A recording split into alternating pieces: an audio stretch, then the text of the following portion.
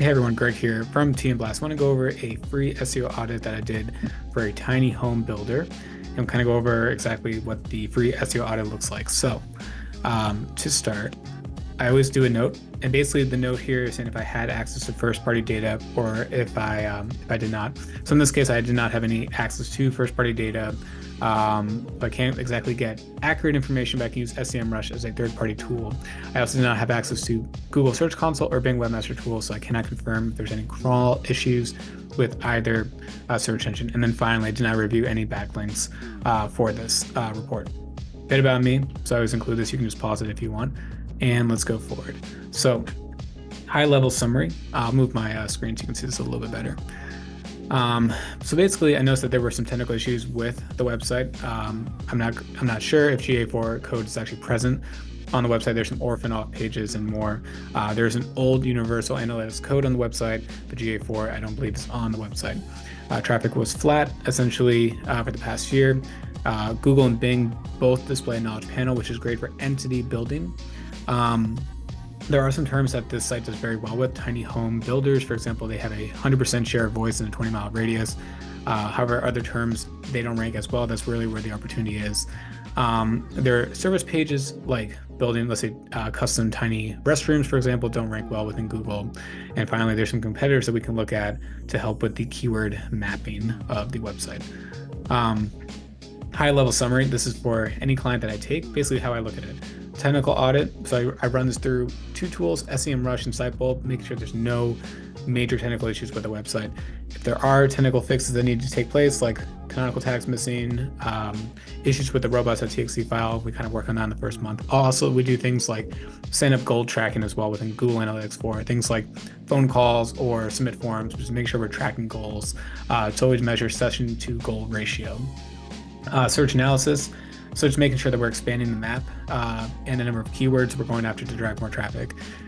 Building an entity. Now, I think this is a big part in 2024 and beyond. Entity simply means you're building a brand and more third-party sites talking about your brand, but also having that knowledge panel as well. So anytime anyone Googles your brand name, you want that knowledge panel to show up, and you also want third-party sites to talk about your business as well. You can't really be an island anymore. Competitor research. So I use SEMRush to get an idea of what other websites are driving for traffic. On-page changes, title tags, content changes, internal links, image optimization. There's a lot that you can do. And then finally, if you become a client, I review the results each month. So I go over the report and I go over what I did, the results, your goal, session to goal ratio, anything that we can do to talk about KPIs. All right, technical audit. So I'm looking at the website using SEMRush. So I run it first through the site audit. It has a 73% score. Don't worry too much about the percentage. It's more about what are the main issues we want to address. So things like XML sitemap was not present in the robots.txt file, GA4 code potentially not present on the website, and there's a ton of orphan off pages, over 800 orphan off pages. Basically means it's very difficult for Google and Bing to get to those pages. And when there's an issue getting to those pages, typically they don't rank, or if they do rank, they don't rank that well because maybe the path got removed and now the rankings will suffer from that. Traffic summary worldwide. So you can see, again, I'm using SEMRush, not Google Analytics to confirm the traffic, but you can see over 2 years, essentially the traffic has decreased. The big thing though is that this is just a third-party tool. Traffic is always going to be different for your own site. And also sometimes traffic drops are not a bad thing. For example, you might be ranking for kind of an irrelevant keyword that doesn't really drive any traffic or doesn't drive any conversions to your website. So maybe you were ranking at one point, gained traffic, but it was just not high quality. So even if you lose it, it actually really doesn't matter.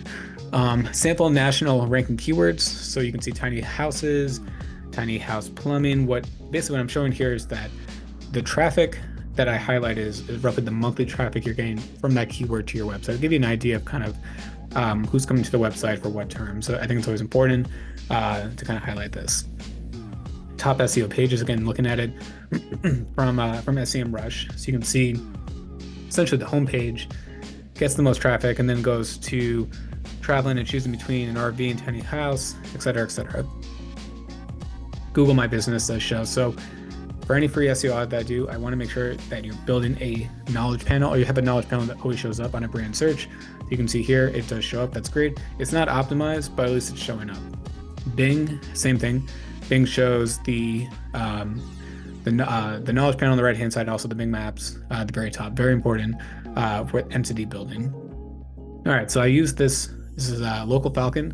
It's a paid tool that I use for every client that I have for local.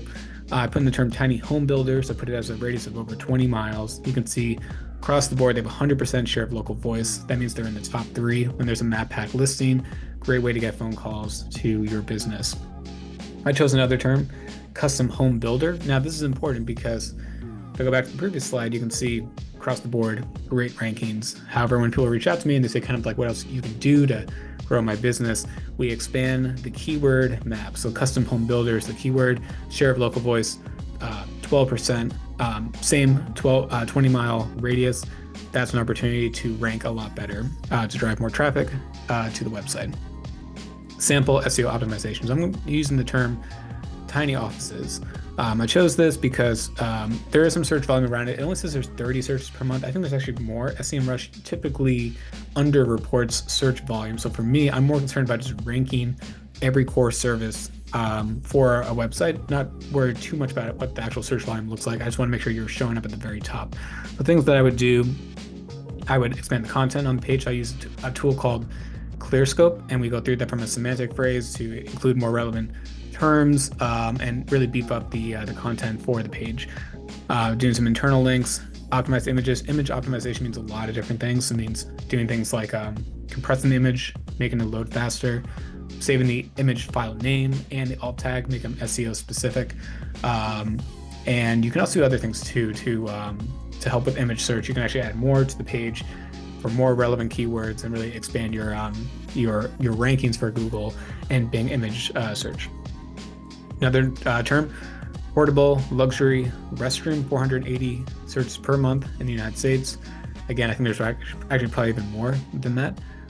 But this term is not ranking in the top 100 results. Again, same opportunity, write new content, image optimization, internally link, meta information, and really making sure that Google and Bing have a clear path to these pages to help kind of index it and then rank it.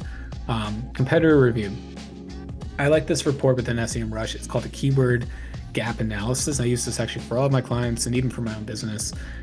I look at the terms that I share with a competitor and tells me actually if there's opportunities or not to rank for certain keywords. So usually what I do is I actually do 1 for 1. This time I put them all as one slide to kind of show you like where the overlap is. But typically for my own projects or for my own clients, I do this as a 1-to-1 ratio to look at the keyword gaps, maybe where they're ranking a little bit better than me, and then kind of what I can do to help improve the ranks. This is a snapshot of what it looks like on a 1-to-1. So you can see the term like tiny houses, for example, they rank number 2. For this audit I did, they were ranking number 12. Everything in green shows where they're winning against you. So it's an opportunity again to look at that and say, here's the search volume, where are we ranking, what can we do to improve the ranks for that term. Again, it's using tools like ClearScope, SEMRush, adding more semantic phrases to the content, internal linking, image optimization, and also fixing the crawl path for Google and for Bing. SEO roadmap. So I do this at the end of every report, kind of showing what I would do next. So things like fixing basic errors on the website, orphan off pages. I think there's like 800 issues with the robots.txt file, making sure Google Analytics 4 is on the website, making sure that we have tracking as well. Another thing is updating the Google My Business listing in Bing.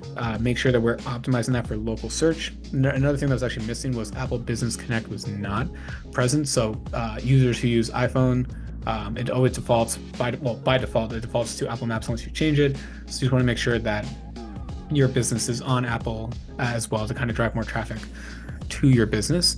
Another thing I put down, review the Tiny Builds drop-down menu, look for what are the most important pages to first optimize for. So when I work with someone, we go over exactly what are your most profitable services, and then we kind of focus on that, because I can look at it from a search traffic perspective, but ultimately you know your business and where the opportunity is to make sales and make more money. I say expand the content on each Tiny Build page. For example, luxury restaurant page only has a few sentences. Again, we would beef that up with more content, images, etc.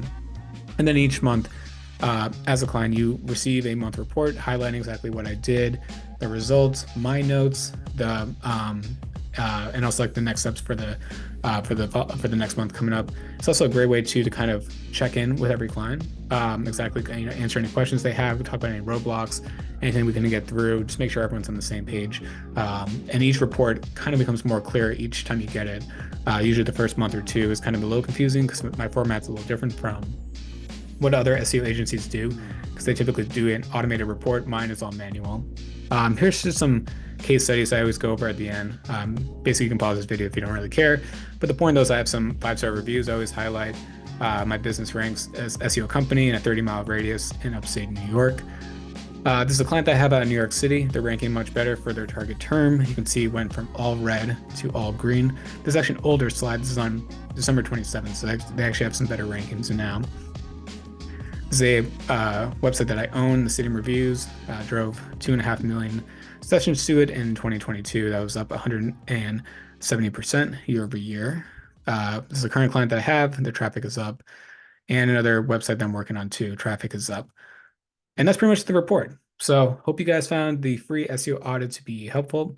Let me know if you guys have any questions. And as always, have a good rest of your day.